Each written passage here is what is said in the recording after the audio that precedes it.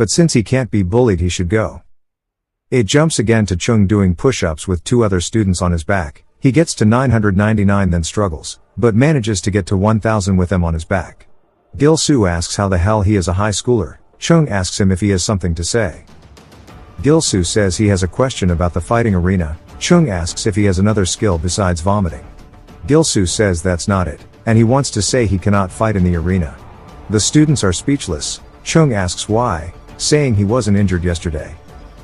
Gil-soo tells him he has no confidence. He can't hit anyone, nor does he find it fun. He doesn't even understand the fighting arena. He asks if he can't. Chung puts his hand on his neck, saying that means he can just beat him up as much as he wants. Gil-soo asks what he means, but Chung ignores, saying as the school president he's announcing that Gil-soo is not protected by the arena any longer. School continues as normal, and Gil-soo wonders what will happen to him. In-hae shows up, saying that he heard about what happened, and how he won't be going to the arena. He instantly slams Gil-soo's face into his desk, saying he'll teach him what that means in this school. He said he needed a slave, and laughs, saying he's his now. The other students completely ignore as Gil-soo gets kneed in the face. In-hae says that it was a good hit, and one of the other students says he's heard about how he moved due to bullying. In-hae says it makes a lot of sense with how much of a coward he is, then tells him to come to his class every time there is a break. Gil-soo begins to cry, as they just continue kicking him in the back of the class. In the staff room, we overhear Gil-soo telling a teacher he is going to drop out. Gil-soo says he's preparing for it and he'll just take the exam for his diploma. He looks down, saying he did everything he could. He apologizes to his family, saying they have a worthless son.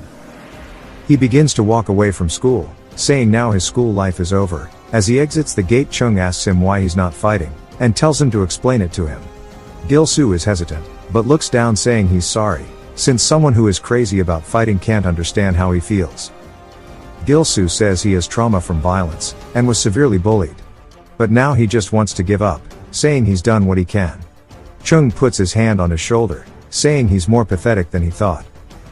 Gil-soo asks what he means. Chung starts to walk towards him, asking who said he needs to fight like a pro, and says if he has no teeth to use his gums, and if he has no strength then to use his guts. That's what fighting is about. He grabs onto his collar, saying he doesn't even want to protect himself. Gil-soo starts to cry, wondering what he did wrong, and Chung asks if he thinks the outside world is all sunshine and rainbows, saying he'll remain a loser for his entire life. Gil-soo starts to walk home, saying he doesn't know what it's like, as he's never been weak, and that he is done.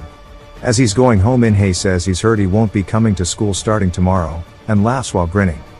He asks how he could drop out without telling them. He says if he leaves, who will be his sandbag?